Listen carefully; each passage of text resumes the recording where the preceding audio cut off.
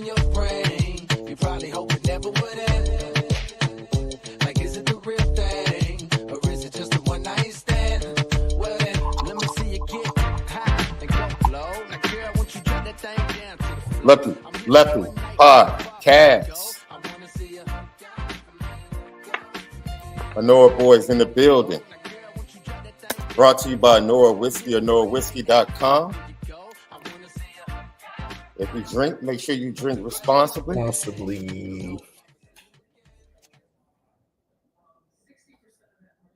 Left, how you doing this morning?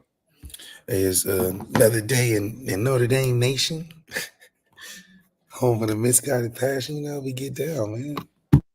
Forever committed to making sure that we spin it different. So I want to talk about not much to see at practice today. The cool thing was, we know Riley Leonard. He came across the street from the Goob on his scooter. Steve Angeli didn't participate because of an illness. So today's practice was all young bucks. All young bucks. Still not much to see. Not much to see. But I will say this. Something is buzzing, and I want to get your input on it. Because is it better to have one side of the ball dominate during the spring, or is it better to have a heavyweight fight in a sense where offense dominates and then the next day or the next practice defense comes back like, all right, okay, we got you. You know, which would you prefer? Would you prefer to hear like, oh, Notre Dame offense looks absolutely phenomenal. The offensive line looks phenomenal. Or would you prefer the back and forth? I like the offense being phenomenal early, because usually it's the offense that takes a while to get going, especially in the sense of a chemistry aspect. So if the offense can click early and have flashes of players that, you know, you can tell is going to have a good season, or you can tell it's going to have a lot of opportunity, it really turns into something that is more rare than it is anything else. Usually in practice, defenses, most of the time, unless you have like your bona fide quarterbacks, defenses are usually winning most of the time. And a lot of it's because of practice scheduling. So they're going to call plays defensively that match the offense, you know. So it's almost sort of like a stalemate. Practice is just about what players that are just better than the other players. And so for offense to be flashing like it is early is a good indication that we're going to flash and be a lead of the team in the season. So it's a big recruiting weekend. Of course, you spoke to Deuce Knight about his recruiting weekend. The big recruit of the weekend was, of course, wide receiver, 6'5", 215, 220. You know, based upon the platform, you're looking at Derek Meadows, Bishop Gorman out of Las Vegas, Nevada. What was Deuce's overall thoughts about the weekend, his feeling about the weekend? And they were putting in work with Derek Meadows, man.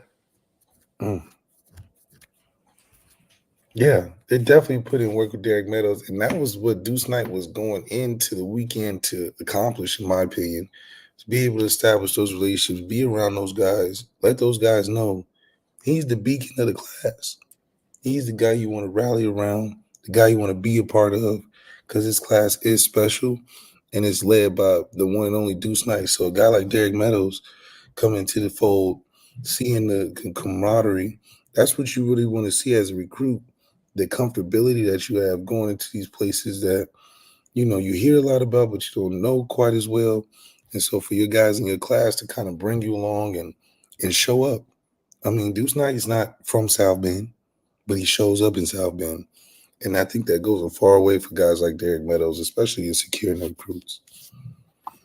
Yeah, so it is absolutely amazing to see, in my opinion, the young people getting opportunity.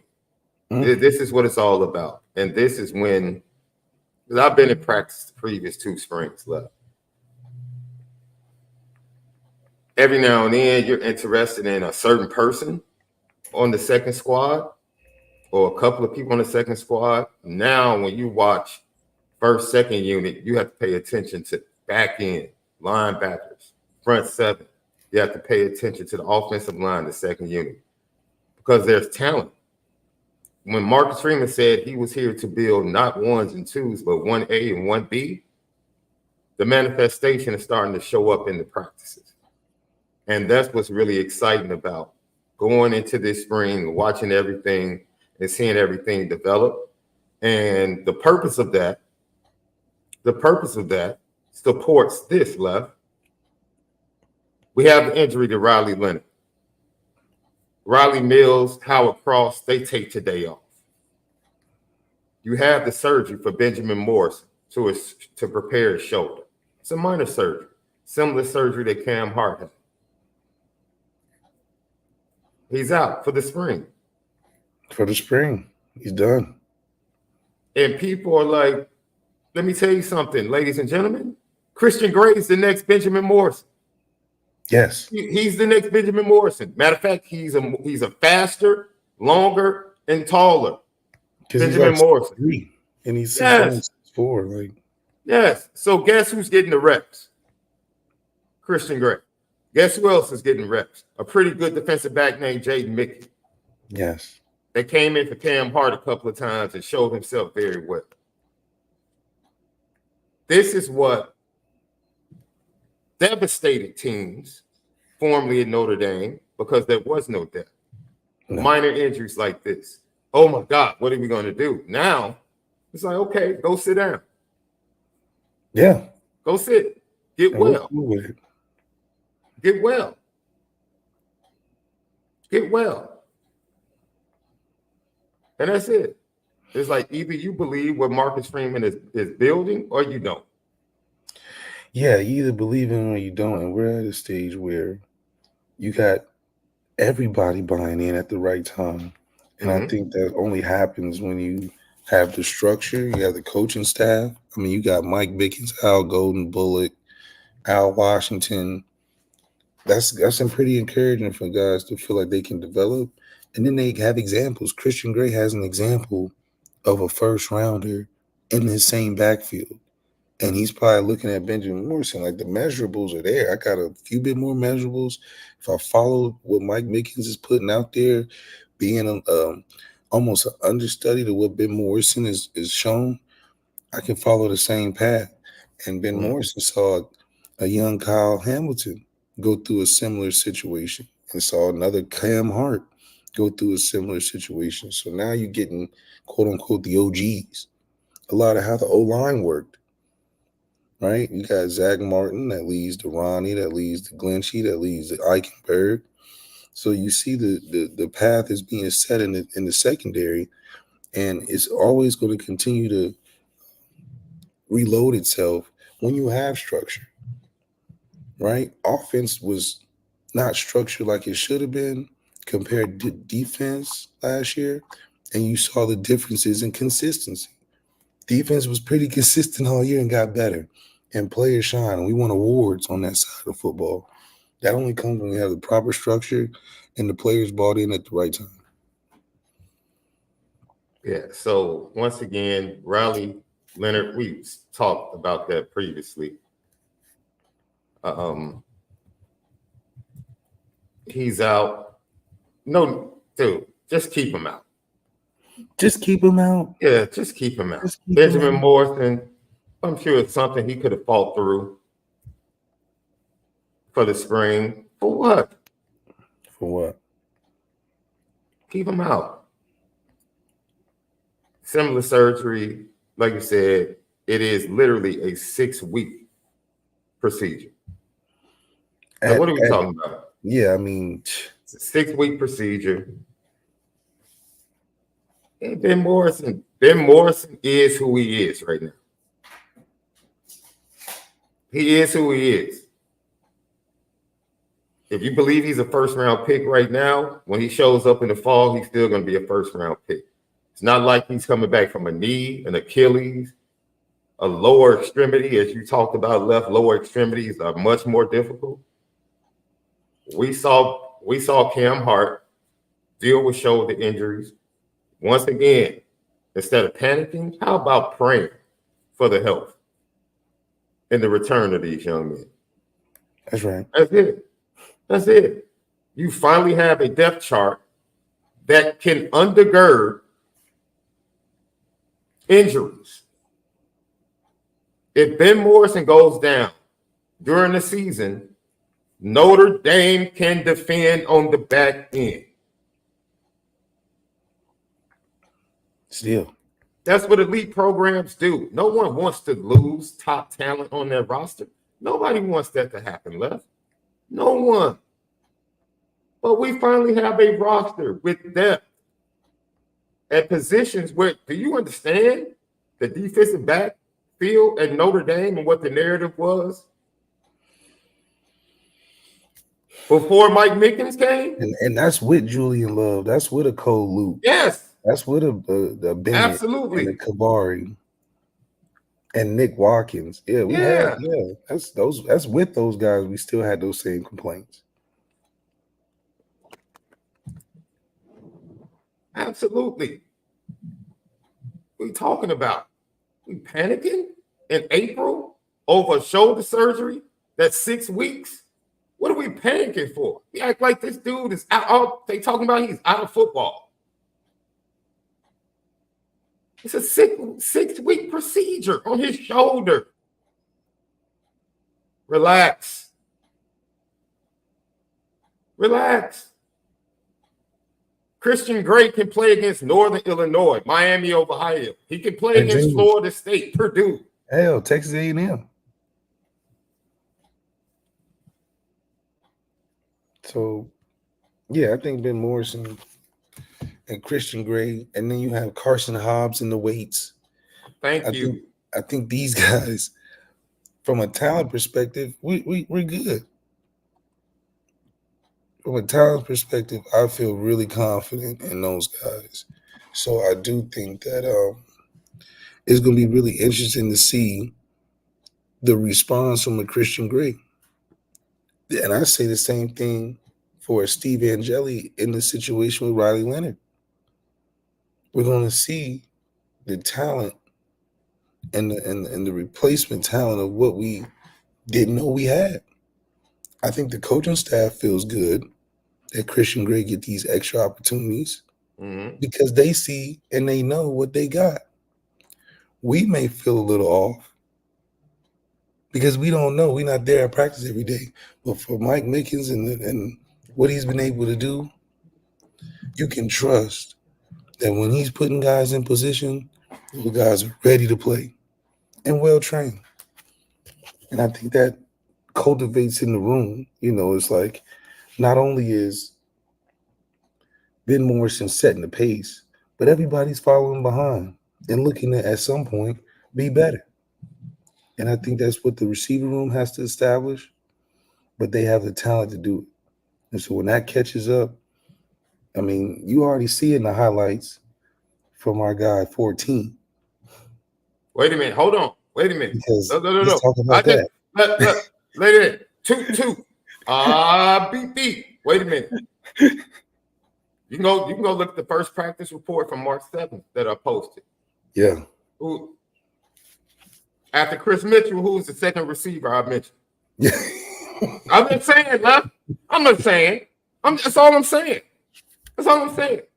Everybody wants, everybody saw the video yesterday, and now they were like, oh man, he looks good. Man, yeah. I said that on March 7th. Immediately. He's after making plays March 7th. After I left, I'm like, yo, everybody's loving Cam Williams is a dude. Believe that. But number 14, we got us one. And look in the park, too. I would also like to say, and many people in the chat have brought this up. Can we open up this discussion a little bit, man? Hey, Love. All right, look, let's just get background to it, Love, because I want to take that 14 and kind of move that discussion and open it up. And everybody in the chat, you know how we do, man. Jump in head first into the discussion. This is Marcus Freeman talking about the continued competition. Now, let's just take a listen, because I want this to springboard to us further in this conversation.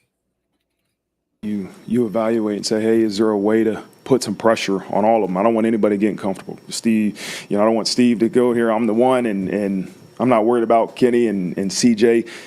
He shouldn't be worried about him. He should be worried about Steve. But at the same point, I don't want him comfortable. You don't want anybody comfortable in the position they're in. You want that competition, that adversity to really get those guys to thrive. So, no, this is just for today, and I'm sure it'll probably be for the next practice. But if there's ways to create competition, we would definitely do it.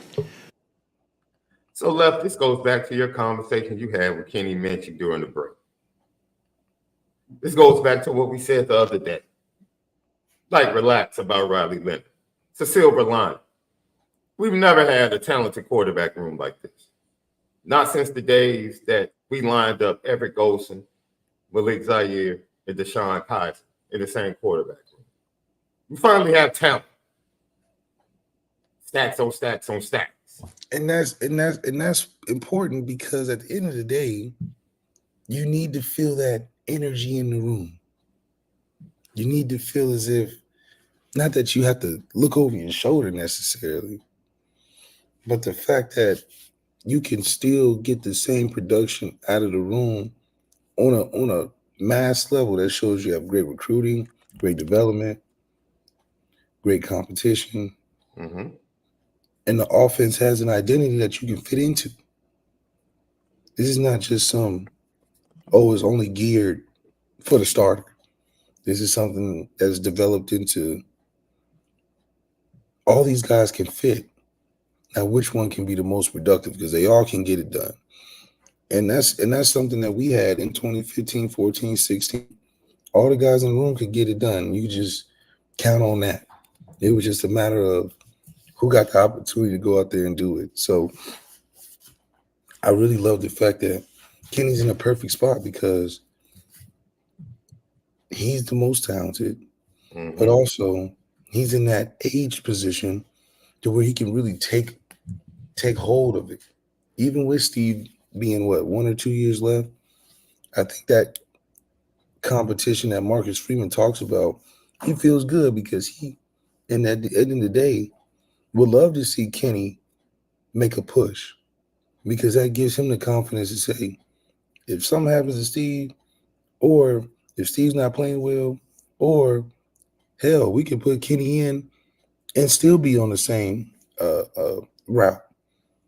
And I think that quarterback room is just a reflection of the program and where it's going, and how fast it can go from year 1 to year 3. I like to point out that of the clip of number 14, there were 2 quarterbacks making the throws. That's right. Just want to point this out, because I know the clip is about 14, but the quarterbacks making the throws were the 2 youngsters. Yeah. The dimes you saw in that video were from the 2 youngsters. And that dude, number 8, the next number 8 at Notre Dame,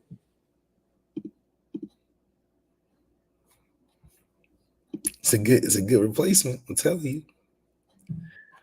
I just like the fact that Marcus Freeman can go to bed at night and feel like this can still go the right way, even if it has its hiccups, even if we lose a guy, even if a coach leaves, even if the schedule is what it is. He knows that it's going to take a lot to look like year 1 right now in year 3. He doesn't have to feel like he's on uneven playing field or uneven surface, because he knows that he's got depth at the right positions. He maintained that defensive trajectory to continue to be on the climb. And now he was doing this with the offense. Now he's on the climb with that as well. And it was at the right positions. Everybody complained and was worried about the receivers. He got the receivers together. Everybody complaining and worried about the quarterbacks. He got the quarterbacks together. Didn't lose any steam on the running back position. In fact, got it so good that you had to make some decisions in the running back room because all those guys wanted to stay. In a day like today, how often do you get a room that talented and guys are staying at the school and even to the point they moving positions? That tells Speaking you of a lot right there. Left, I'm about to make you smile, Left. Would you like to hear? Would you like to hear Marcus Freeman talk about the young running backs you just brought up? That's right. No, but he's going to talk about one in particular, boy. That's gonna, it might Aeneas, tickle your hopefully fans. Aeneas. It might tickle your fancy, Left. Say this to start, but Keedron's been limited with a hamstring. I think it happened practice too, and so he really hasn't done much the last two practices. But I did start to see him those first two practices, man, really progress in that pass protection. He been getting the ball a little bit and running it. You know, Aeneas today got a chance to go live and look good. He looked good, man, and I'm excited, you know, about the way he comes in and it's like, coach me. Make me better. He's like a sponge. Like on punt, I remember watching him, and he's like, just make me better. And those type of individuals, they continue to grow. You know, every once in a while you might get an excuse maker, and it just prolongs the improvement. Whereas a guy like Aeneas is such a sponge, and so I'm excited to see his journey, man. You know, and that's I don't want to keep like going around some of these direct questions, but it's so important that they hear that. That everybody's journey is different. Aeneas' journey is going to be different than Keedron's, and it might be different than Audrick's. You know, I don't think Audrick played much his freshman year, right? And you look at Audrick now, he's going to be one of the top backs taken. So if we can continue to use those guys as the example, right, instead of, you know, in high school they get all this pressure and stars and social media and parents, and I'm a parent too, right? That, you know, I just try to take all this pressure off those kids so they can just focus on improvement, focus on their journey, and not worry about.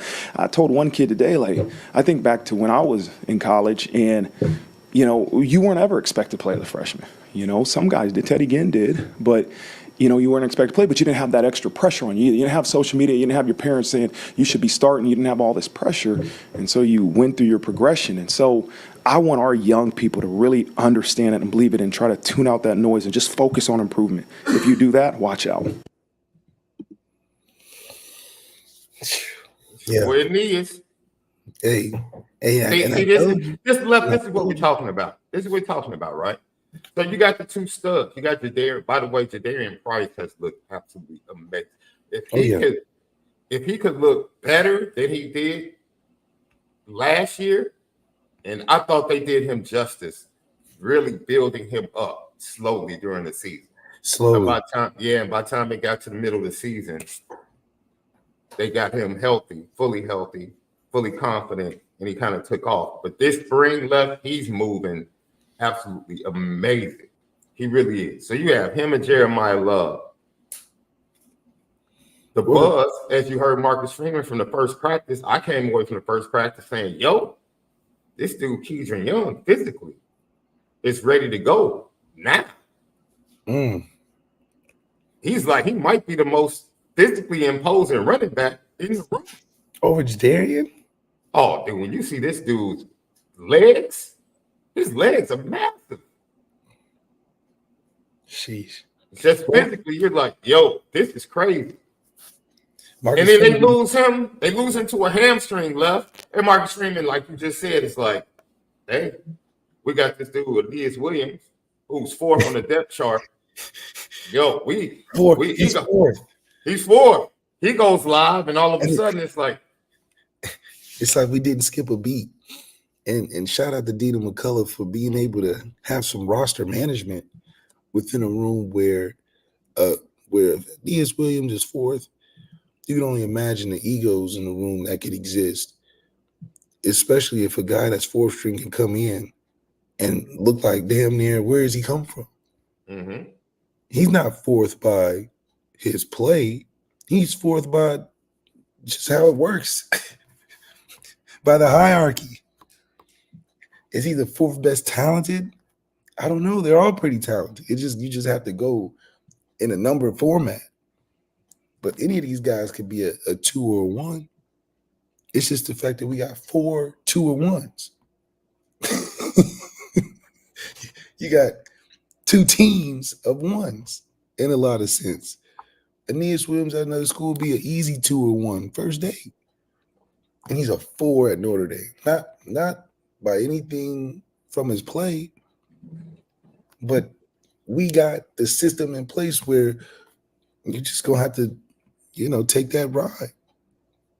And they're all different, which I think is really helpful, is that all these guys are different in their own way, which they can always add value. If you have something a little different, I feel like Aeneas is more that overall do-it-all playmaking type of guy, not the fastest, but not the slowest either. Mm-hmm. Midweight, big, but he can catch and he can do different things. You get a Kedra Young, straight back, hard nose. Jeremiah Love, versatile, electric, dynamic. And Jadarian Price is your standard running back. Take it outside, take it inside, can do many different things. So, like Marcus Freeman, he's going up there speaking with a lot more ease these days than it is ever pressure. And that's the other thing. When you're not pressed to play, not because you're not good enough, but you're not pressed to play because they're like, look, we're gonna cultivate you because we got guys that are cultivated. And if you just follow the program, you're gonna be right where you want to be. In the mix of all this intensity of playing your first day there, NIL, brands, all things that can be distractions. If you just follow the plan, listen, Notre Dame is one of the few schools that has retention like it does. Mm-hmm. We got guys coming back for 5th years, asking to be back a part of the program, coming to be back to be a part of a winning team. Hell, we got guys that could have went first round last year coming back, wanting to be a part of it. So that's the opposite of what's happening in the portal. You lose a few guys here or there, but you would understand. It's not like they just leaving for no reason. You're like, hey, listen, it's gonna be a tough year for you just because of the depth chart. Who do we learn that perfect example from? The guy that went to Duke last year. It wasn't Howard Cross. Who? I'm trying to think. Oh, I knew you talking about that was formerly at Notre Dame defensive tackle. Yep. Yeah, shout out to him, man, and Shout out to his him. family's And it wasn't that he wasn't good enough. It's just like, man, I can get a few more reps over there. That's all it was. Man. Yeah, Jacob Lacey said, I can get a few more reps if I'm over there. I'm going to get some reps here, but I need to eat greedy at a place that needs my services at a higher rate. And I can't blame him. Because when you come to Notre Dame, it's about efficiency. We might run the ball. You might get the ball, 12 times? But you got to make the most out of those 12 times. Yeah, individual Utah, you're mixing up guys a little bit. Jacob Lacey was the one that went to the staff and wanted more reps. It was him and Howard Cross. He wanted to stay in Notre Dame. He asked for more reps. They both wanted to stay, yeah. They couldn't promise him. That's the thing. He ended up going to Oklahoma. Jamion Franklin is the one before that went to Duke. Yeah. And that's the thing. It's like we can only offer so many reps anyway. And be like, look, we love to keep you, but hey, the way we've been recruiting, the way we've been putting this thing together, I can only give you X amount. And I think that's where it became obvious that this team is something different. This team is something that's been well put together. Not a team that was based off of the distracting things like an NIL or a brand deal or a transfer. It's, you got this little opportunity. Can you be that 3-and-D guy for the role players? Can you be a role player but be impactful? And I think that's why Notre Dame guys last so long in the league is because they know how to be efficient with the time that they're given. Like KD. KD may only take 15 shots and give you 30 points. That makes you an efficient pro. Yeah. And that's what Notre Dame is building, efficient pros.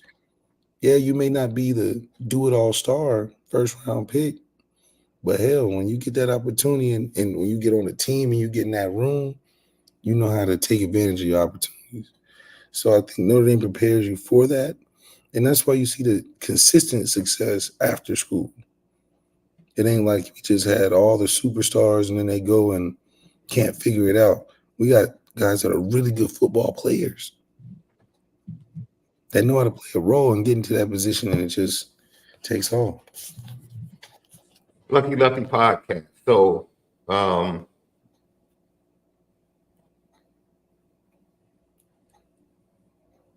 Nolan Ziegler left is touching on it, man.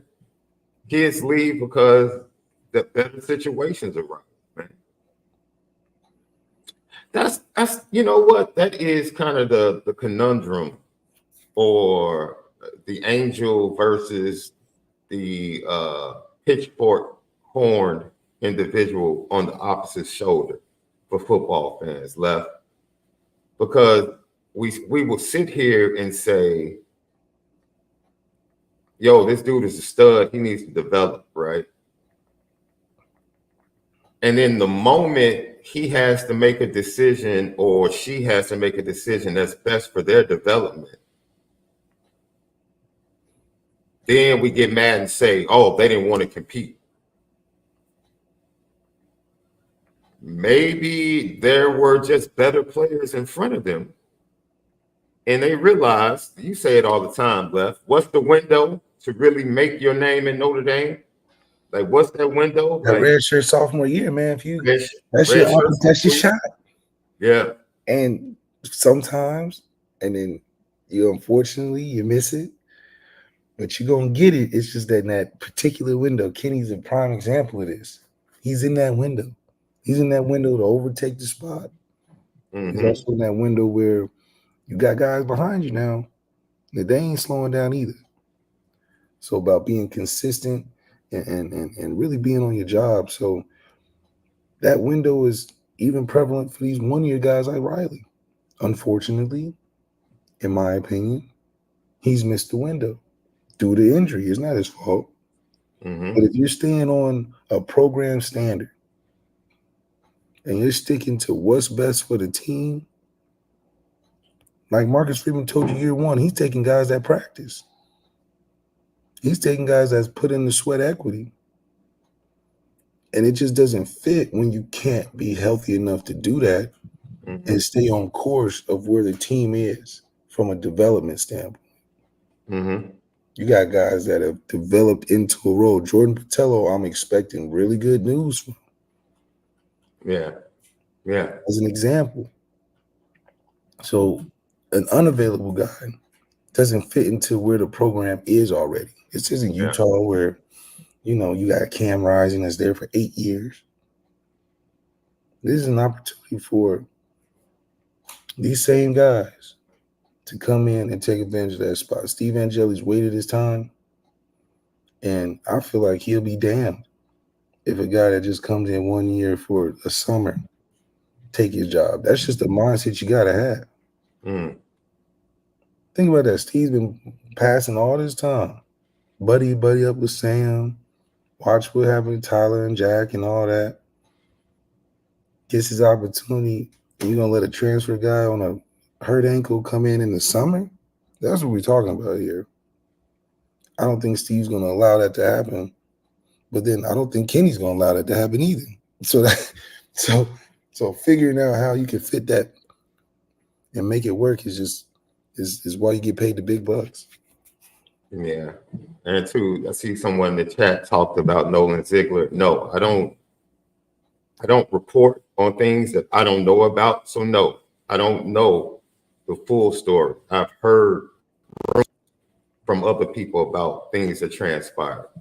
I've had one direct conversation with his parent, and that's all I needed. And I'm not a chatty patty, but I don't give a darn about those things. I don't care. Didn't care. I don't care. Ultimately, I guarantee you, if there weren't other really good young linebackers like a Drake Bowen that immediately moved up to second at middle linebacker in his freshman year, that's a good chance things might have been different. So I don't all that off the field stuff. Competition is the main reason why young men leave football programs unless they have issues with the law. You know how many off the field incidents happen with football players on rosters constantly, and they still stay with the program. So no, I care less about whatever transpired, because after whatever transpired, it still came down to a conversation where Notre Dame said, "We want you to be here," and he and his family made a decision. Yeah. Period. That's it. Hey, it's getting to the nitty gritty in elite programs. When you go to Alabama, you understand that, you might have to take a seat to a guy that not like a Dallas Turner to a Will Anderson.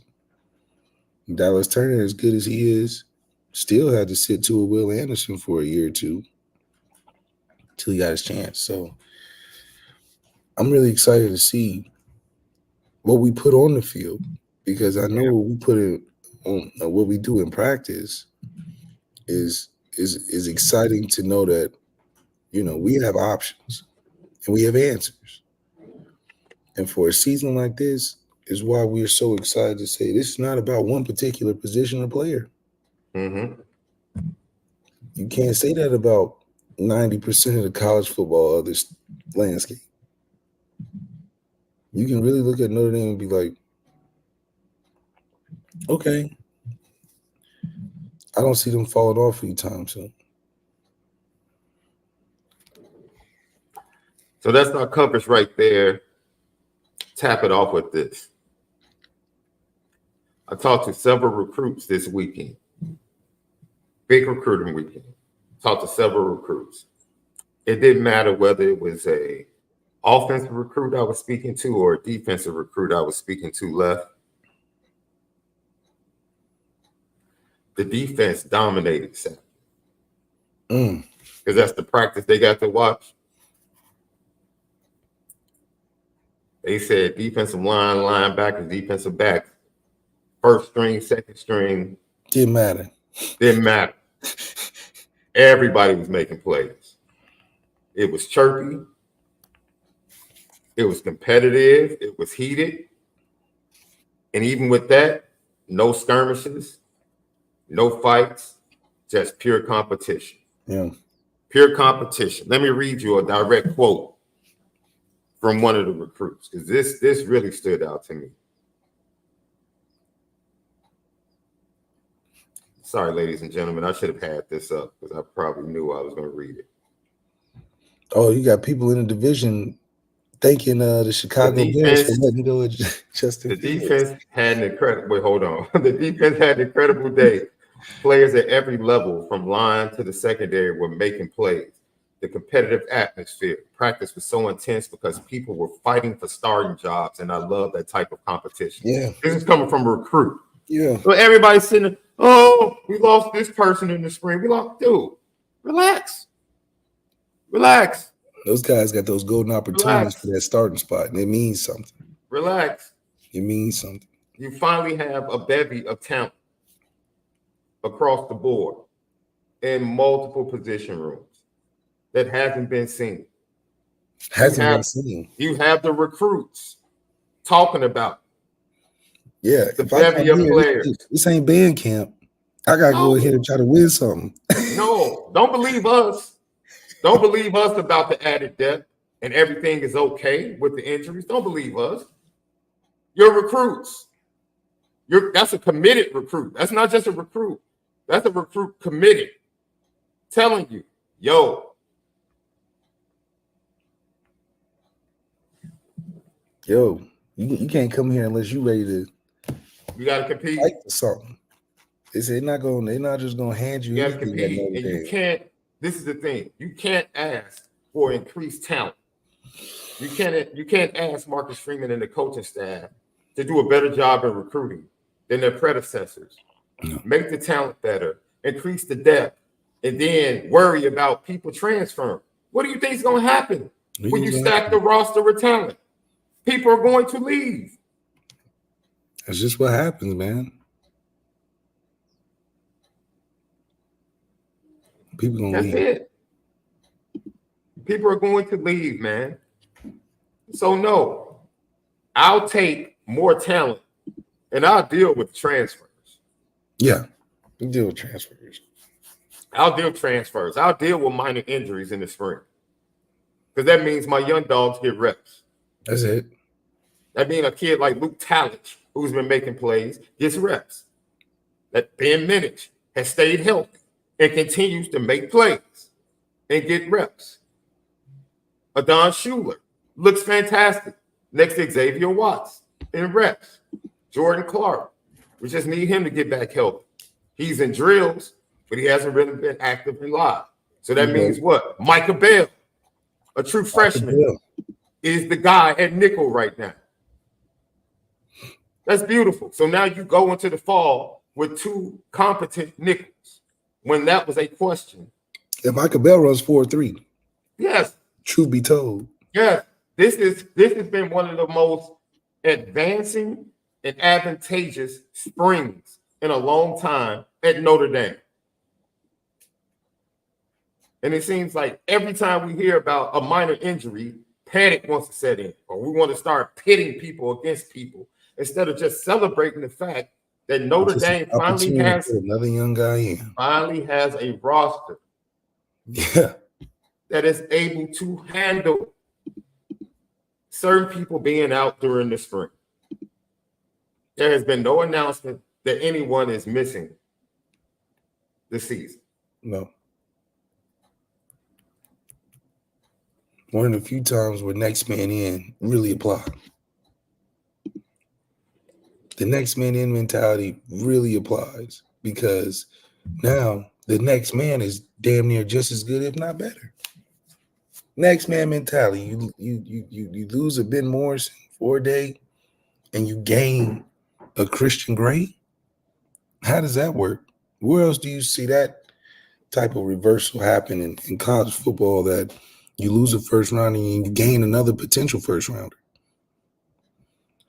So it's not about one particular position because the team is where they're supposed to be.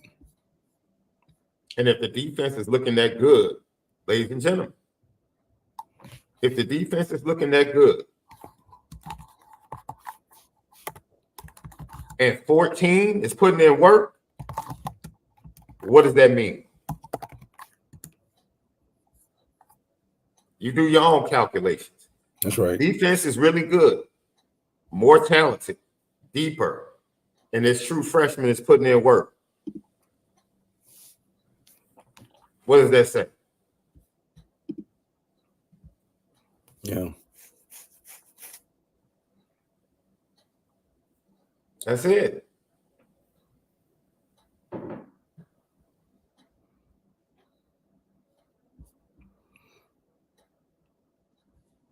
That's it. Andrew, I told you this yesterday. You choose to be miserable, dog. You choose to worry about stuff. You don't have to. That's your choice. That's your choice. That's it. That's your choice. You choose to worry about things. You'll sleep better at night. You need to lay those burdens down by the riverside, as the old folks would say. That's right. Lay them down. Lay them down. It's March. We haven't seen the spring game yet. No.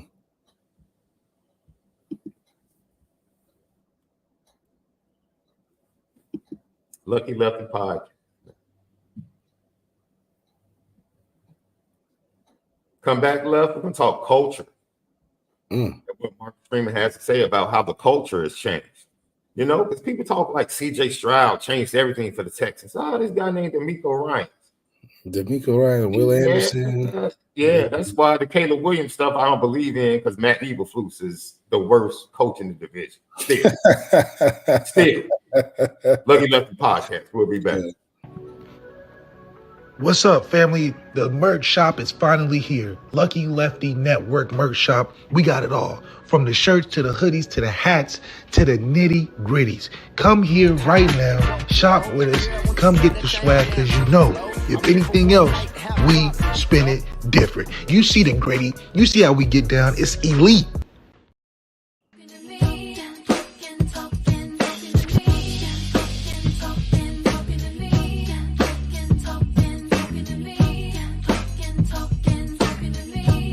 Lucky Lefty podcast. Back at it. Gonna get to the culture. Marcus Freeman changing things. It's a culture-defining season, in my opinion, Left. That's right. Starting with game 1 down at College Station. I don't know, dude. We've been at it. Mm-hmm. Because look, I don't care who starts the game.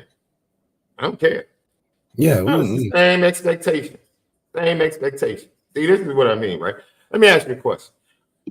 You know what the over-under for wins for the Bears was last year? 4? No, it was actually 7.5. Oh, okay. 7.5. You know how many games? They don't believe you have a bad team necessarily. You know how many games they won? 8, wasn't it? Or something? No, they won 7. Oh.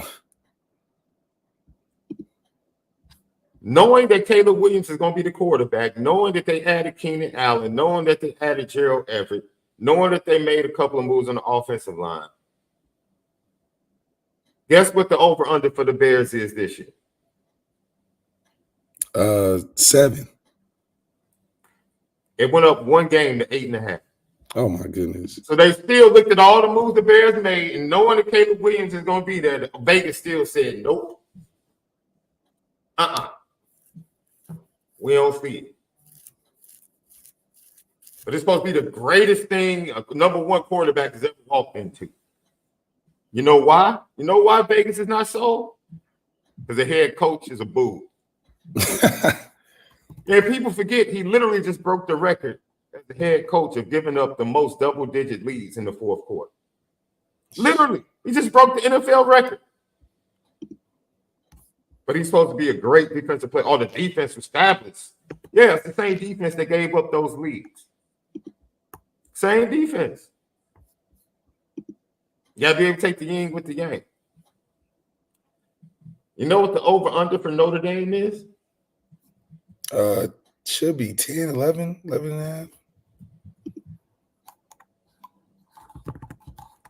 No, go ahead and settle. 7. No. I said go ahead and settle on 1. I'm gonna give you a chance. Think about it. Is this including playoffs? I think this is usually just regular season, but just okay. I'll say 11.5. Because we got 12 games, right? So you're gonna put things at 11.5. Well, let me rephrase that because it's Vegas. I'll say 9.5 to be on the safe side. Because I'm saying we're going undefeated, but Vegas probably say, "Oh, you might run into XYZ." So I'm playing it safe. Notre Dame is at 10.5. Oh man, that was what I originally said. That's why I tried to let you know. Okay, I might have to go to Vegas and put something down now. I already had to. So what would be your bet? Are you going over? You're going over because you said over for sure. I'm going over for sure. I think this is the season where you can actually put your money on Notre Dame and feel good about it. Usually you betting the opposite just because you know. This is the perspective change of the program right now because I'll take the over and feel really good about it because of where we are as a program compared to where the schedule is in their programs. Mm-hmm. So I think that speaks to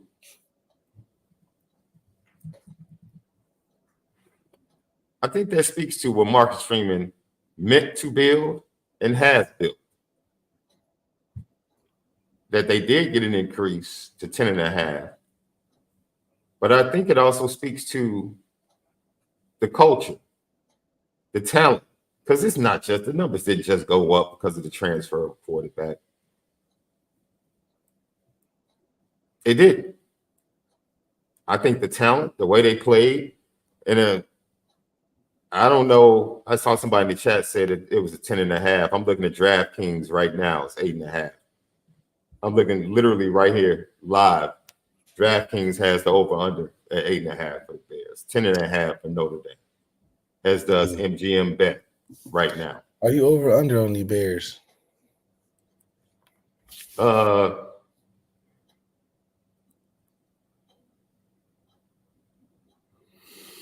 I don't think they make the playoffs, but I think they win 9 games. Well, that's the division then. Where y'all in the division? That's what. Wait a minute. Detroit's winning 10 games. Yeah. Easy. I don't know about easy. Packers are winning 10 games next year. Packers are winning. So who's gonna lose? The Bears are not better than the Lions and Packers, dude. Packers just picked up Josh Jacobs. They just improved their offensive line. They already have the young receivers. They already have Jordan Love. If they get any defensive help, any pass rush on defense. Yeah, I'm saying who are the Bears gonna rank in the division if they win in 9 games? In 9 games gonna put you third. But that's splitting apples and if Minnesota messes around and catches the right quarterback in the draft, they might be the worst team in the division. At what, 8 games? I think 19 teams were over 500 in the NFL. It was crazy. Yeah. Like, that's a crazy stat. 19 teams to be over 500, which I think adding the extra game helped. Yeah. From a perception standpoint, because usually majority of those teams would have been 7-9, 8-8. Now those teams get bumped up 9-7. Parity is what you build the brand of the NFL on. And that's what you got. That's absolutely what you got. So you're going to place the bet on the over for Notre Dame, given the 10.5.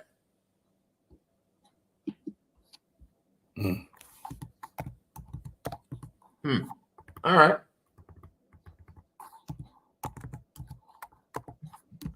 That's it for Marcus Freeman. He talked about culture. And I think what he says in this is very important to how we should feel about the program moving forward.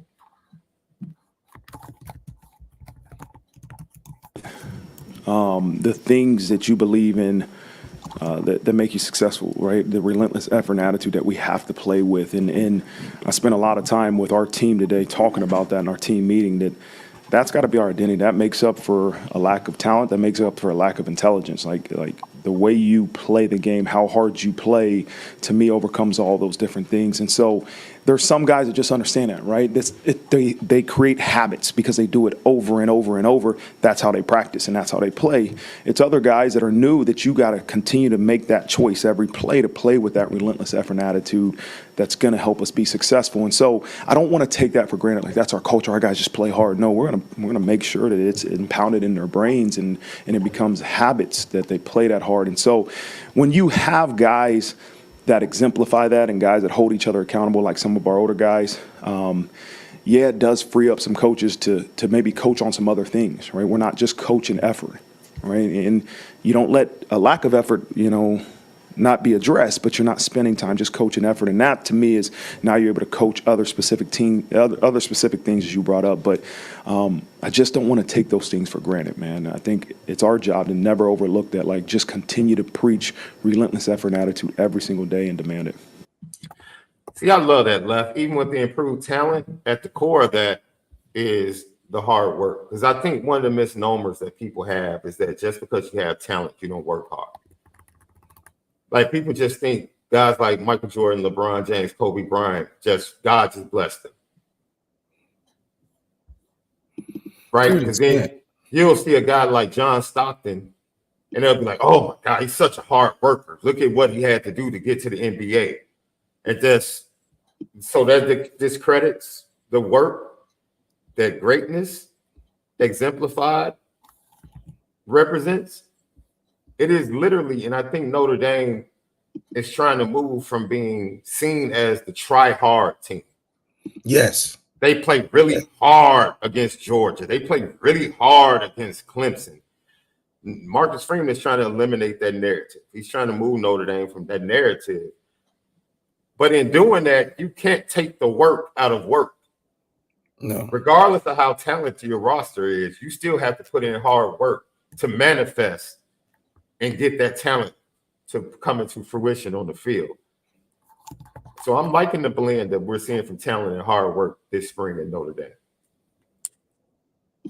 Yeah, I'm definitely digging it. I think a lot of it, too, is the fact that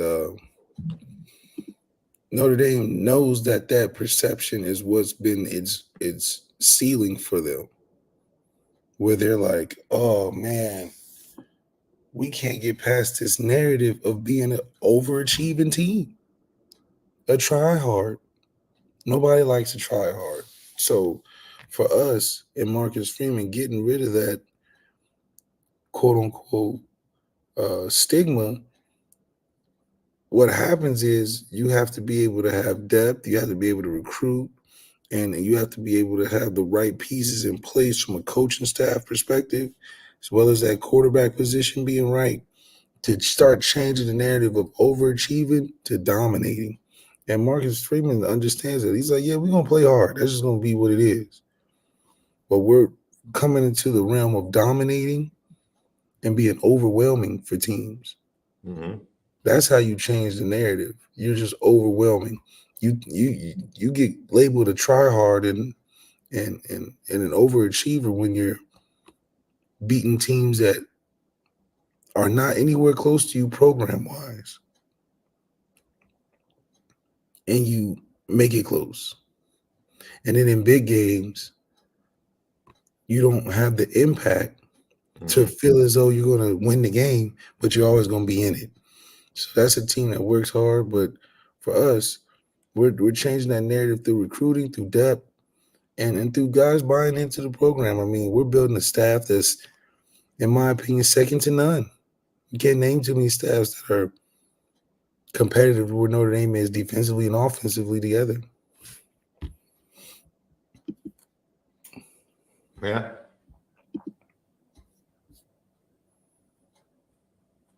It is one of those things left when I really think about it. The one game that we said last year, remember everybody pushed back on us this time last year, and we were like, dude, the only game that really matters that can change the narrative surrounding Notre Dame is Ohio State. That's right. And everybody was like, no, it's other big games on the schedule. We're like, no. That the Ohio State is going to be the barometer. Yeah, that the Ohio State is the barometer. Yes. For that program and where it is. That's going to tell us what this program is. And what we got was, you thought you had a quarterback that was a difference maker. It showed you didn't have. Thought you had a friend. You thought you had a coaching staff that was ready in big games. The way that game ended defensively shows you the coaching staff wasn't ready. It was the barometer. And with all of that being said, you ended up winning double-digit games. Now, we feel like the coaching staff has been elevated. It's the third year. The recruits that were recruited by the staff and Marcus Freeman have been developed, are ready to take center stage. Now, Vegas believes in you with the addition to the quarterback room. Also, the overall roster, along with the schedule that's super soft. Vegas now says, instead of having you at 9.5, we're going to head raise it 10.5. Meaning, we don't expect you to lose less than 2 games is it. 2 games is like the floor. I mean, The floor. that's it. Everything else from there is up. Those are the expectations. Yeah, and those expectations only come when you're able to do all the right moves in the offseason and you drastically look better than the year before. I mean, we look really good from the year before and haven't played yet.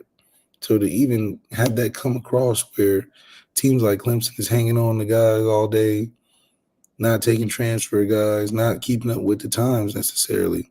For us, we've taken all the steps. We hit the transfer portal. We hit the recruiting cycle. We've hit, the key players that we've needed to change the program narrative. Now it's just about putting on the field. And Marcus Freeman, I think this is where he grows as a coach, as opposed to growing as a manager. He was a manager the last 2 years. Oh, we got to fly over here. We got to do this. We got to do this meeting. We got to do this commercial. We got to talk to these players. We got to do this the recruiting weekend. We got to do this. Now he's like, I got the team set. Now I can go coach. Now I can be situational. Now I can tap into the headset and be like, okay, I like what we did because I was paying attention this week on offense. I had time to get in the offensive meeting rooms with Denbrock and take that next step as an understanding offense as a coach. Because defensively, Al Golden, Bullock, and all those guys, Mickens, they're going to hold it down. Biaggi. Now I can work my way over to the offensive side, see how that's cultivated, get on the same page as Denbrock, and now be totally involved in the situational football that he needs to grow in going in next year.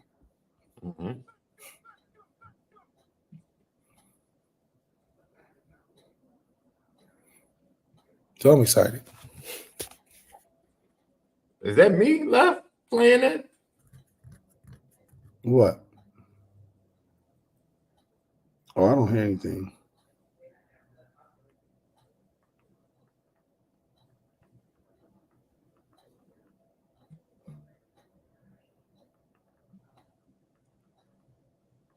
Are you playing an instrumental? No, I don't. What instrument? I don't hear anything. You don't hear that? Am I bugging? People in the chat. Oh, what's the song? There's something playing on my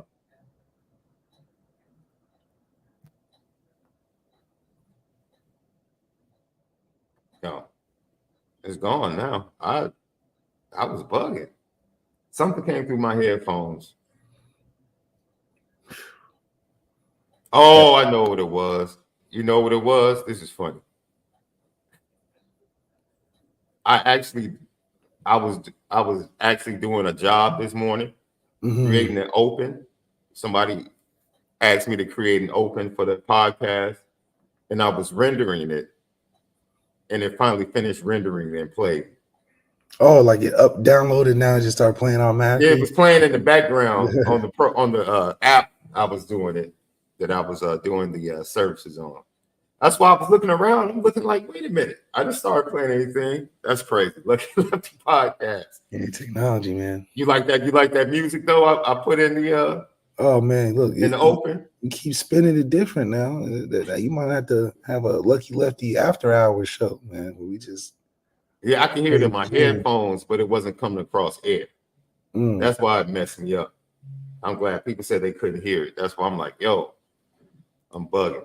Lucky Lefty podcast. So you just vibe in the right way, man. You just vibe in the right way. Bryce Young, Marcus Freeman, loves what he's doing. I didn't say this to start, but Keedron's been limited with a hamstring. I think it happened practice too. My fault. Wrong clip. Sorry about that, ladies and gentlemen. We played that a little bit earlier. Marcus Freeman talking about Keedron Young and Aeneas Williams. This is what he had to say about Bryce Young and the freshman. Now, everybody's journey is different. I spend so much time explaining to the freshmen how everybody's journey is different, right? Some guys come in here and they're ready to go. And some guys are going to take a couple years. And you got your Xavier Watson, you got your Benjamin Morrisons that, the ceilings are the ceilings, right? But I hope our players see the Xavier Watts as a journey as well as some that see the Benjamin Morrisons. And so the guys that have come in here that have, really, Bryce Young has stood out, physically, I think more than anything, physically being college ready.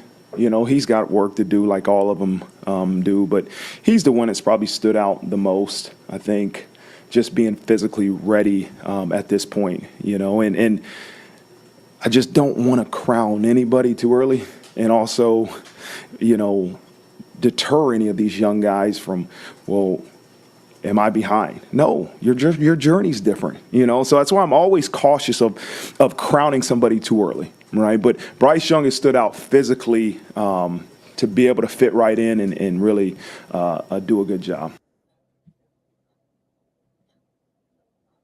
Not shocking. Can I say something, Left? Can I say something? Because I like to, you can put me on the petty train. This time last year, what was Bryce Young? A senior. He was getting ready to go into his senior year. Mm-hmm. He was still a junior. This time last year, Bryce Young was a 3-star, Left. For all of those that love rankings, Bryce Young was a 3-star, Left. He was also the whipping boy for a lot of Notre Dame fans. They were like, well, the only reason they went after him is because his dad played in Notre Dame. Some similar to the same stuff we hear about Jerome Bettis Jr. I mean, we got a whole team full of legacy now. Yeah. So I'm just saying. But here's the head coach saying, yo, out of all the freshmen, he's the one. Out of all the freshmen, he's the one making an impact. Well, we knew that. We knew Young was going to make an impact. Did we know that a year ago, though? Yeah. When he's a 3-star? Oh, they didn't know. We knew. Oh, okay. They didn't know. We knew that. That's why we thought that was our way of getting over that, bring in a bunch of 5-star business, bring in legacy. Legacy going to teach them a little bit different, give them something a little different in the bag, prepare their minds more for what they're going into. Young knows the right steps and process to development, the right steps and process to how this game goes. He's not looking around starry-eyed and bewildered. He's like, okay, I'm going to follow these steps. My dad going to show me some moves, right? He gonna be working in the backyard doing that, something a little different. And then when he gets to Al Washington trying to teach things. He's like, oh, okay, I'm familiar. I get and so that maturity that is instilled in you, being a legacy, I think it just comes out naturally. And then on top of that, he's a hardworking kid and a good athlete himself. So don't let those rankings fool you. Yeah. Lucky Lefty podcast.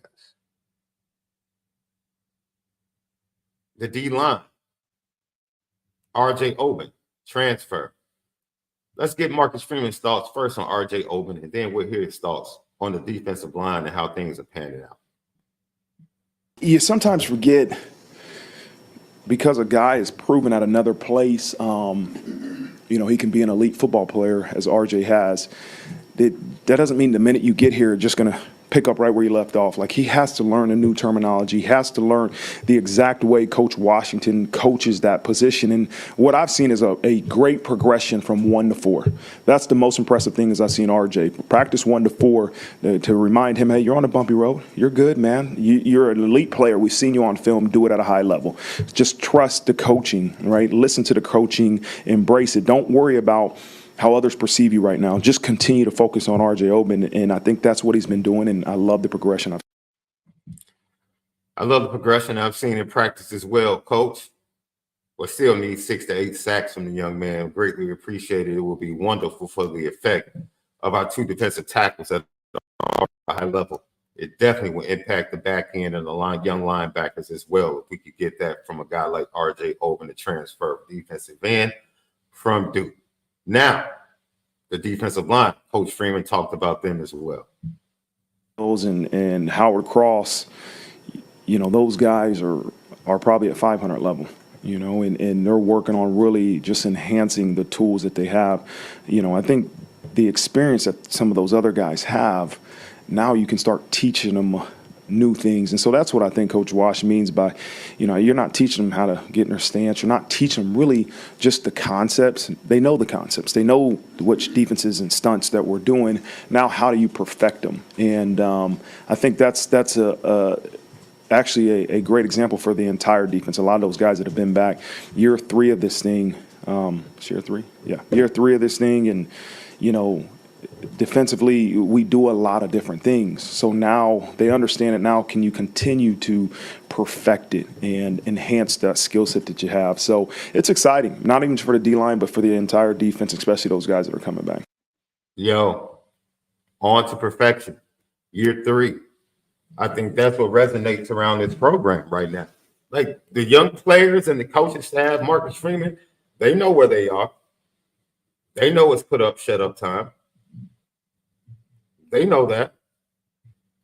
And it goes back to what we were saying, Left. Like as a fan, you have to deal with yourself as far as wanting to see guys perform because you followed them throughout high school since they got on the radar of Notre Dame.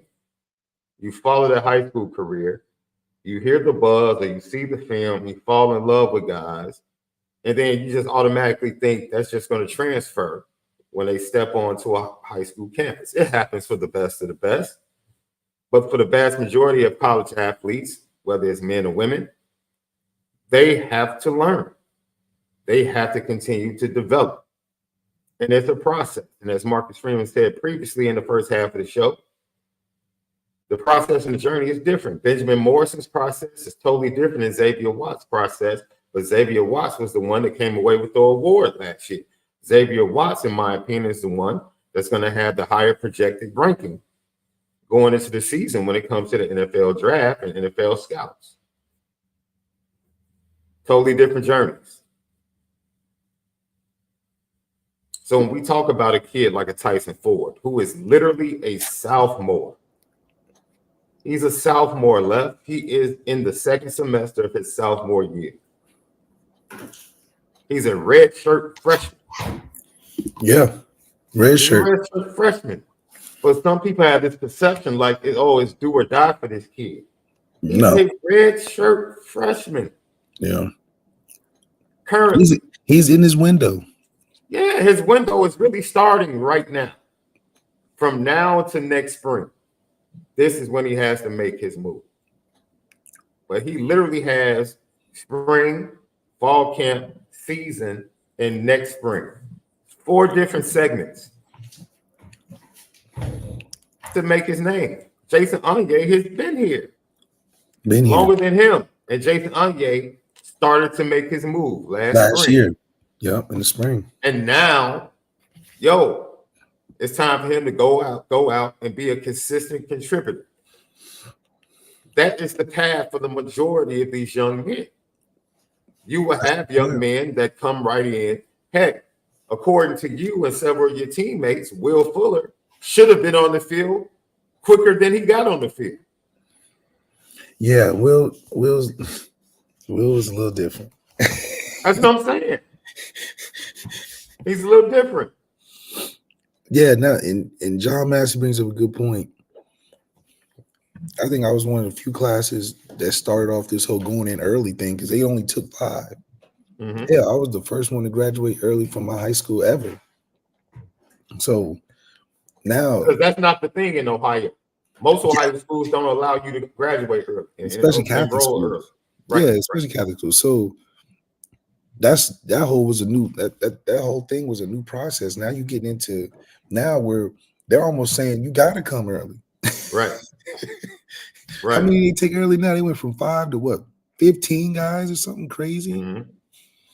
So this just is speeding up that timeline of being prepared and why college football is moving fast. That window is getting a little shorter because guys are getting figured out a little faster. Mm-hmm. If they can survive in the sink or swim environment at Notre Dame. I mean, hell, I knew it kicked off and it was going to be tough when the unfortunate story of the kid going up there with his whole family to commit. Marcus Freeman was like, wait. Yeah. Hold on. This ain't last year's or last regime. Yeah. I'm cultivating things over here. I can't just be, willy nilly Just about taking willy-nilly commitments. Yeah. No. And that's when I knew the seriousness of this perspective change that we wanted to take over. That it was Marcus Freeman said, I've acknowledged the mistakes of the past, and I refuse to make the same in the future. And we went from that situation to Dina McCullough turning up the room so much where it's a past thought. To some coaches, that would be a stain on the Coach Ho recruiting legacy right there. Right there. Marcus Freeman said, no, I got a plan, though. Just like he had a plan when he told them boys during the season, this might be your last ride over here. Because I'm getting better. How audacious is that to sit both of your quarterbacks down before the bowl game? Like, hey, man. Sit them in the room together. Yeah. No, it was before the bowl game. Tyler said, I knew during the season. Yeah. He had hollered at me. He dropped a note, said, come to my office about week 3, week 4. Had that sit down. Like the Godfather, Marcus Freeman in there and said, I appreciate what you do for us, but listen. It's a new sheriff in town. This desk, Brian Kelly's not sitting behind it no more. And you have to move around. Because I got to go. I'm on that clock. I got to go, I got to go see and get better. But in doing that and having those hard conversations, which most coaches can't have. Not no first year head coach going in there and running things like that. He had to sit them down, talk to them. But once they understood, it was like, okay, hey. And that's what you love to see, because that's a guy that you can get behind. Because when he does make the right moves and he does bring in guys, you'd be like, okay, he gotta be what Marcus Freeman was looking for. That's how you change the program. Because you're not just taking anything now. It's whoa, Mr. 4-star. And you took some lumps. Dylan Edwards, that had to hurt. Because Marcus Freeman said we thought we had the right answer. Like so, he called them cats in the office like Perm called that cat Smokey over to the ice cream truck. Let me holler at you, man. Where my money? Yeah. It's principles to this, Smokey. Don't messing with my money. Yeah. And Marcus Freeman said, y'all messing with my money. My money, man. It's principalities to this. I mean, we had Sam committed as he's playing in the game with Wake Forest. We had him committed already. The TV talking about, this is Notre Dame's new quarterback on 1st and 10, playing for another team. First of all, that's probably illegal. You probably can't even do that. But they know. Man, does Tyler have a goal this year? Huh? I'm trying to think. Does Tyler Buckner even have a goal this year? Man, for lacrosse? Tyler Buckner's living the experience, man. He's living the experience, man. He's like, man, they let me back. I don't even care if I play or not. But I'm telling you, you need to take some lessons from Jordan Faison. Maybe you can come back. Come back where? What position? Hey, utility guy. I don't know, man. I'm not gonna kick him all the way out, man. That brother. No, he's only played in 3 games. He has 0 goals, 0 assists, 0 face-off wins. He basically has no stats. Well, let me take this back. He has 1 GB. I don't know what that is in lacrosse terms, but that's his stat. 3 games played.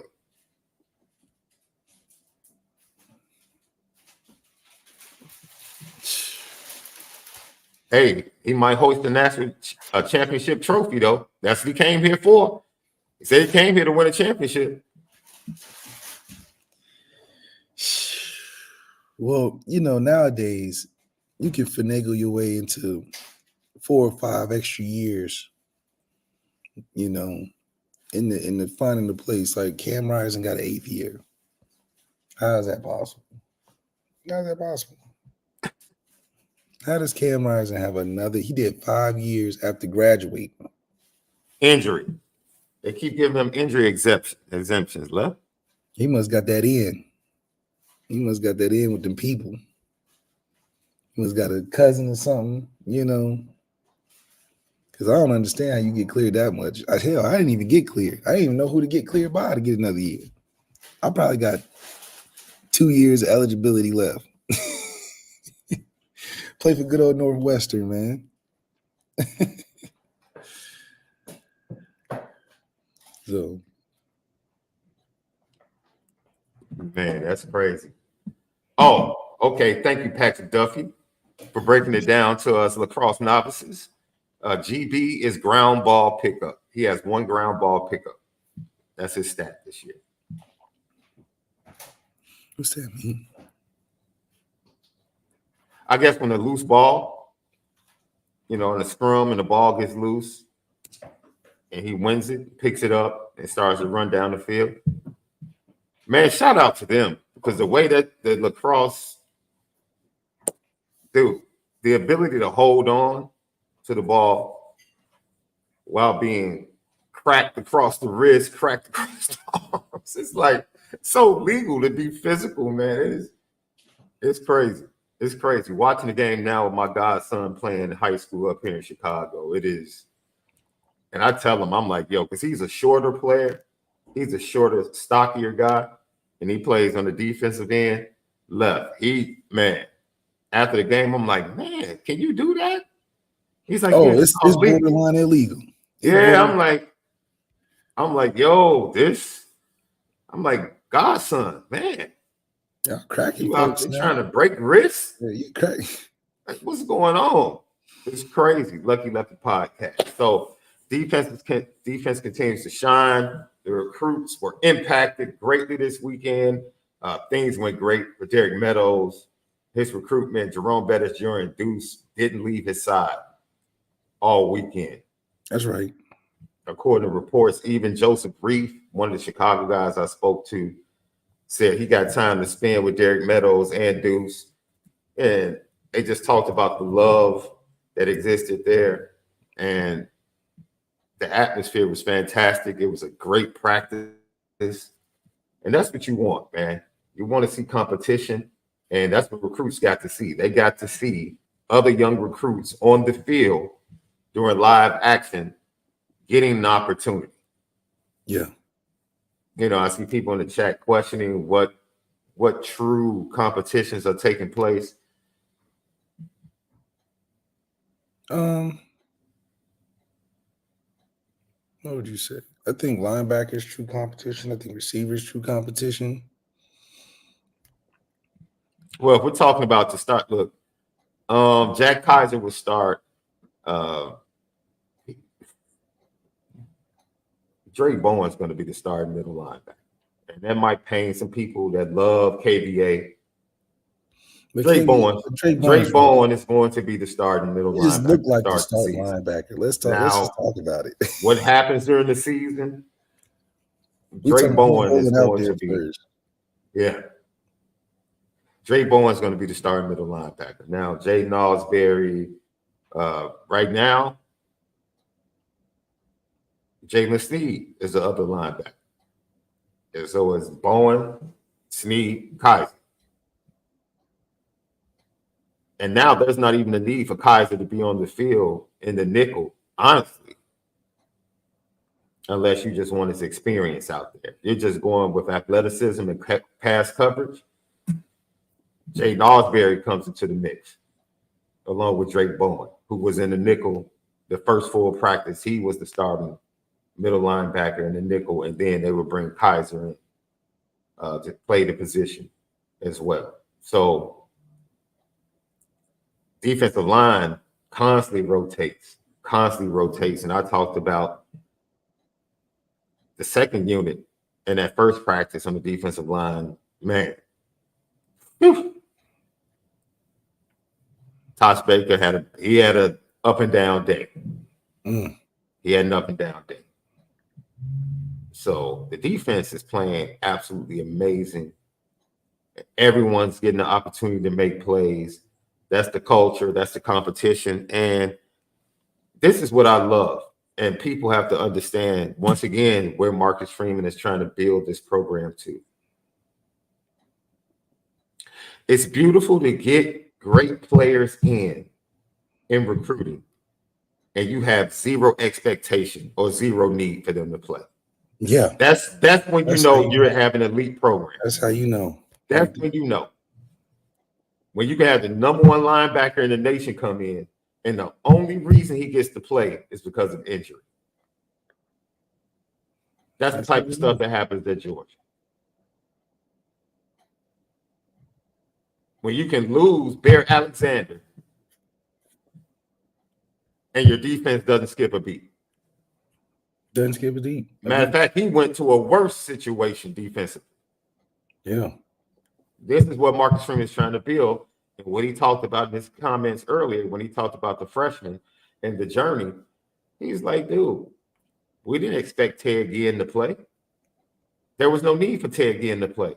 Oh, no, not at that time. But he worked himself into position where he was so good that you couldn't keep him off the field. A Julian Love.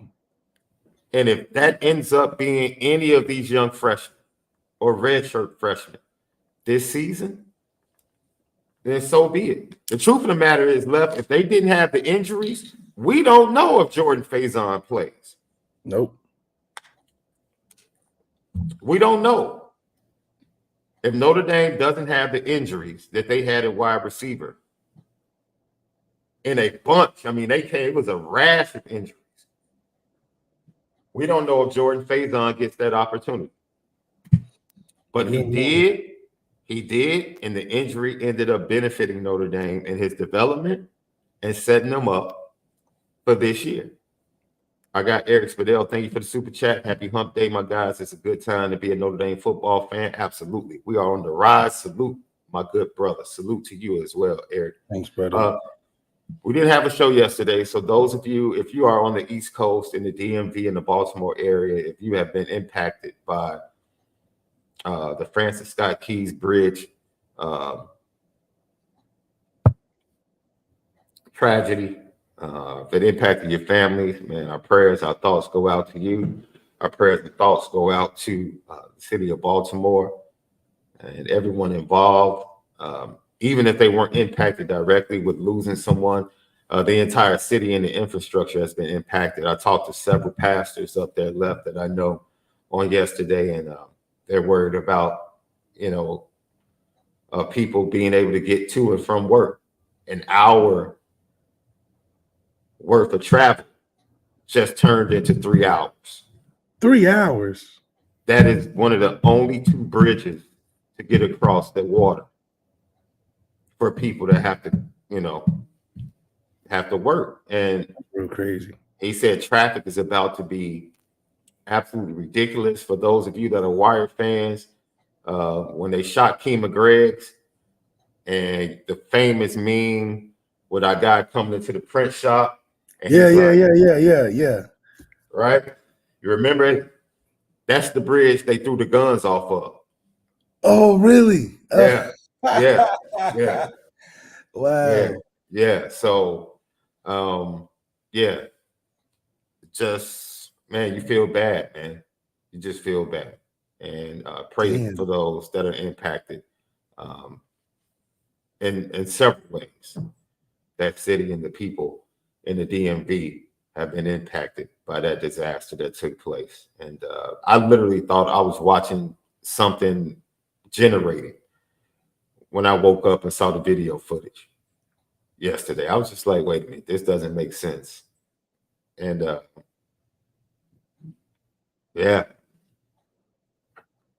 crazy.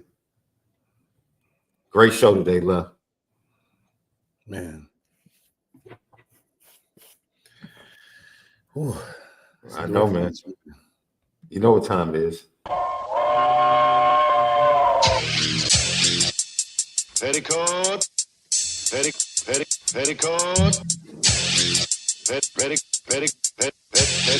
petticoat junction.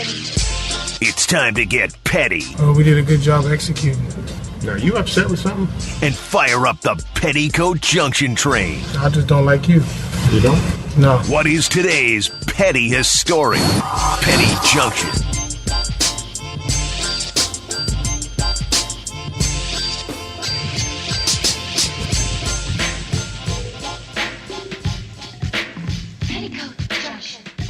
Petty Junction, Petty Story today, brought to you by ONORA Whiskey at NoraWhiskey.com, that premium American whiskey at NoraWhiskey.com.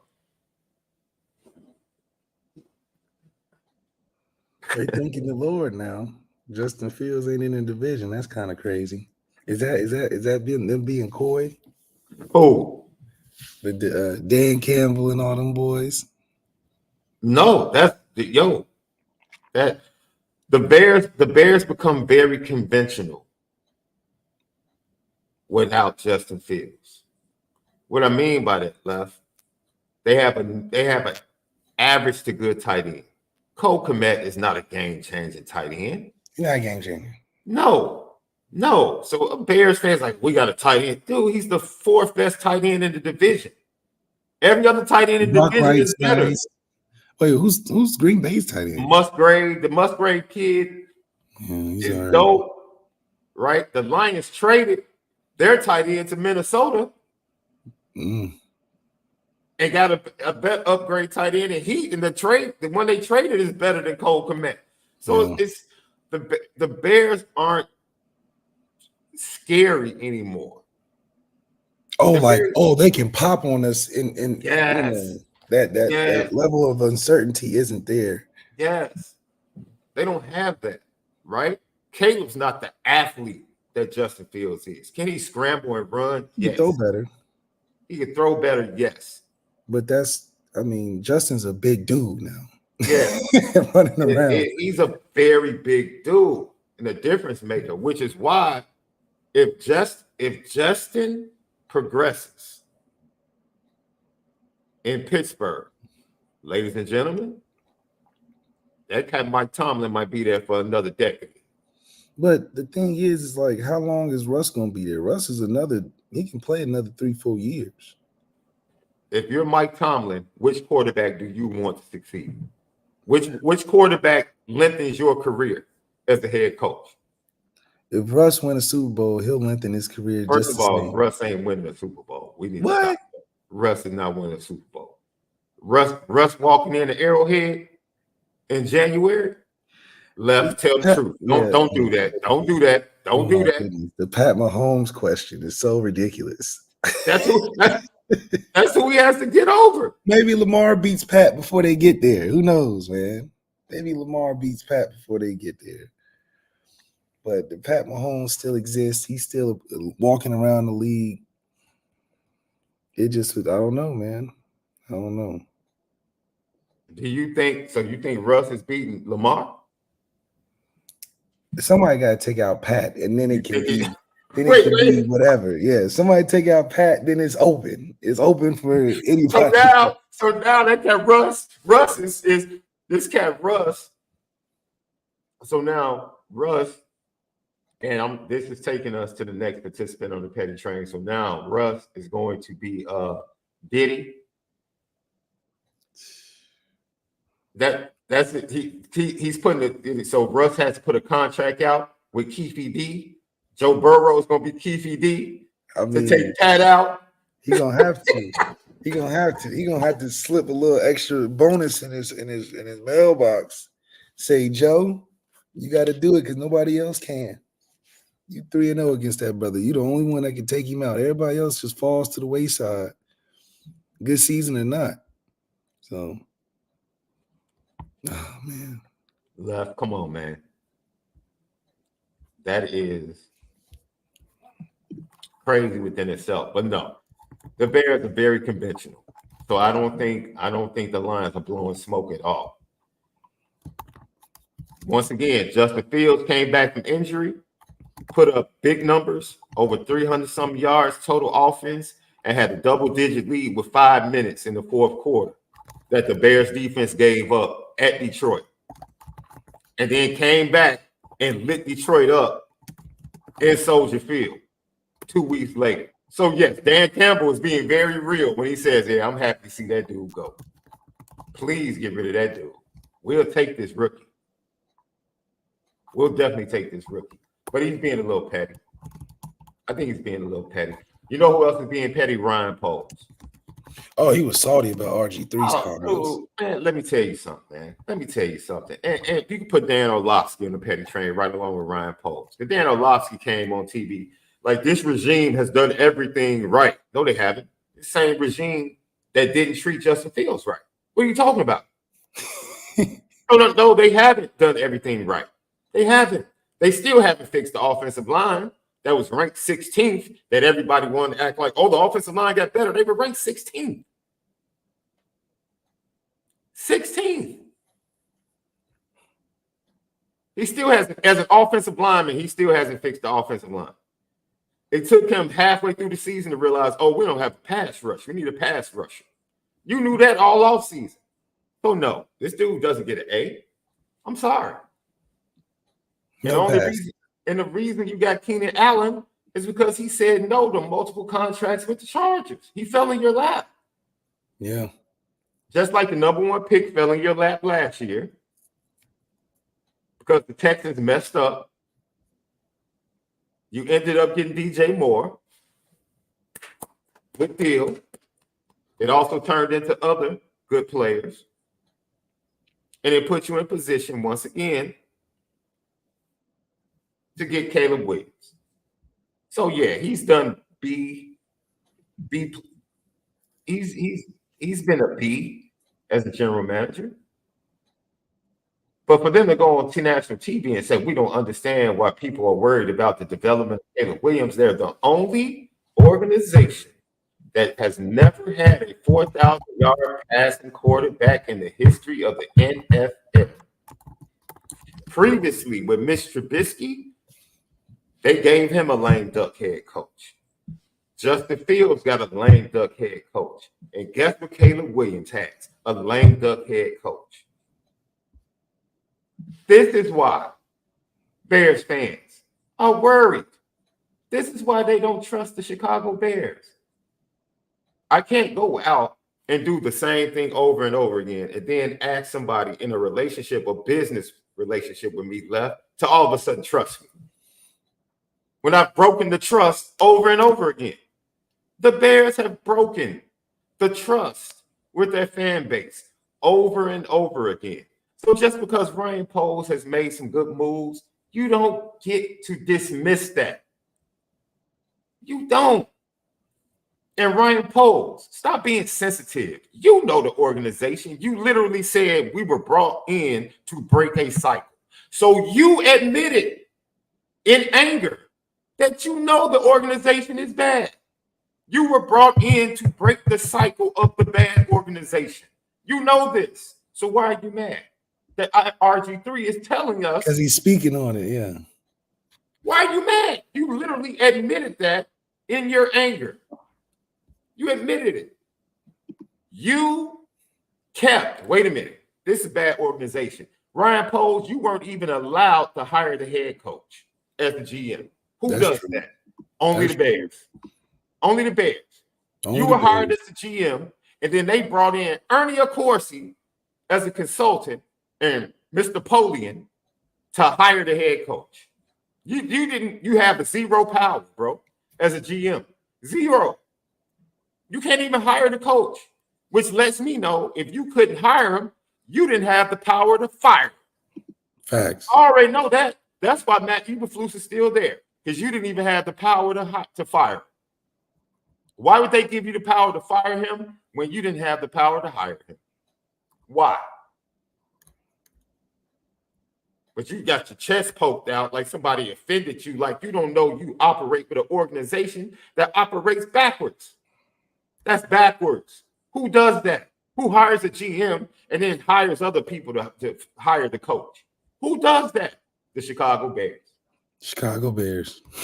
What organization literally had a GM leave the room, place a call to the NFL to draft Mitch Trubisky when the head coach and the scouts were in the draft war room thinking they were about to draft Deshaun Watson. Mm.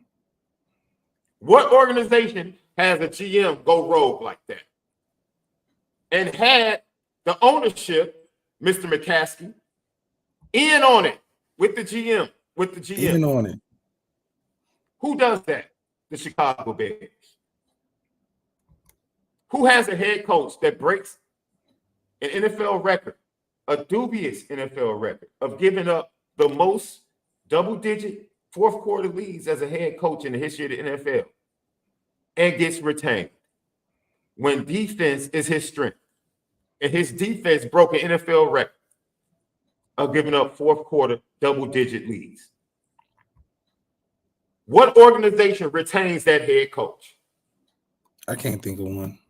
The Chicago Bears. The Chicago Bears just did it. They just did it. Yeah. They literally just did it. And we're sitting up here mad that people are questioning the sanity and business practices of the Chicago Bears. Are you kidding me? Dan Orlovsky, Ryan Poles, get out of your feelings, man. You told on yourself why you were screaming or why you were upset. You literally said we were brought in to break a cycle. Break a cycle. We did it in Kansas City. We got to do it again. We were brought in to break the cycle. You admitted that the organization has been bad. You admitted that. And your record as a GM is not good, my bro. No. Your head coach's record. You want to talk about Justin Fields' record? Like we evaluated Justin Fields over the last 2 years when we didn't give him any help.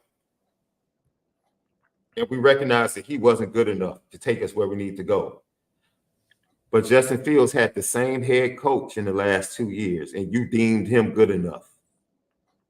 I find that very interesting. I find it interesting, yeah. I find that very interesting because you used the flash of the second half for the defense as a reason why you retained Matt Eberflus, but yet still the flash of Justin Fields wasn't good enough over the same 2 years.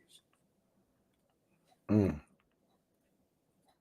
These are the decisions that Bears fans constantly see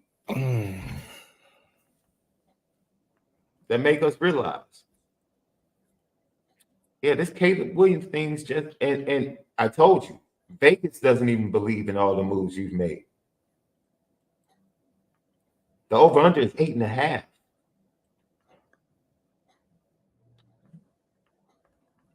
Diddy, we have to put, just on general principle, we got to put you on the paddock train. Oh, man. Listen, it just gets worse and worse and worse. I don't think he'll actually go to jail, though. I think he'll just lose all his money, which is damn near you might as well go to jail. You know what I mean? Left. Can't do people wrong forever. I'm going to pray for that dude, man. The way they had his son and both his sons hemmed up. But they were detained. They wasn't arrested. It don't make a difference, bro. If the feds bust in that crib right now, bro, that's a horrifying experience. I can guarantee you that. Oh, I mean, they crib pretty big though, so it's a little. You know what I mean? You got automatic weapons in your face. Yeah, It's only getting worse. Yeah. Screaming, hands behind your head, all of that, man. That's What do you do? Shit. Hey, man. It's all downhill from here, Nick. This is why I tell people, man, be good to each other. Be good. Make sure you sow good seed in life, man. Yeah. But, it also goes back to, like, the same people that gave him all that money is the same people that end up doing that to him. So, oh, man. They said the lessons is don't bite the hand that feeds you. So he must have pissed the wrong person off. And they like, oh, yeah, we just going to flip the script. Hey, man, look. We're going to flip the script on you. And the dude, he sold Revolt yesterday too. Sold all the shares. Man, I need to go watch the share price. Well, he sold it to some anonymous person. See if it drops. He probably sold it to somebody he knows. Dude. Hold this for me. Hold it for me. Mm-hmm. Yeah. When the feds come knocking like that, more than likely.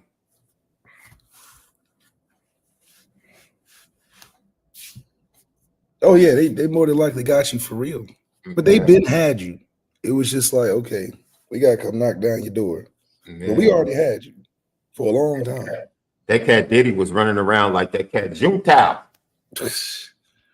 I wonder where he's at. In the shadows. You think he really left? He on the run? Man, I don't know, man. It's crazy that dude. You're not going to the beginning of the Been Around the World video is so crazy right now.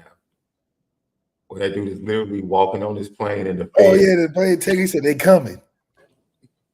That's crazy. That is art imitating life, dude. Or life imitating art, dude. He got $1 billion though, so he ain't. I mean, come on. We can't fathom what $1 billion can do. Man, and he's liquidating. He's liquidating right now too. Oh yeah. So man, go get this cash, and then we won't see him till he want to be seen.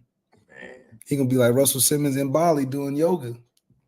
Yo, what's your girl Carisha? What's your girl Carisha gonna do? Act like she ain't never did it. I mean, you know, there's too many people wrapped. That's the other thing. There's too many people wrapped up within it to where it's like, what can they do? You know, and it's just crazy. Brandon Plessner said, Jake, man, these people aren't going down, bro. There is a fall guy. There are fall people already in place. In place. Yes. And look, SHAUN went to jail for 10 years for that man. So facts. You think he gonna go down right now? He been fighting this long. The only difference is that we'll know the details, but nothing gonna happen. He got too much money, man. It's a money game. Absolutely. It's all about usefulness, right? Yeah. Diddy's usefulness right now is at an all-time low. Oh, definitely all-time low. No, I'm just saying, even before all this stuff came, Diddy was fading in the culture, bro. He was respected, but he was fading.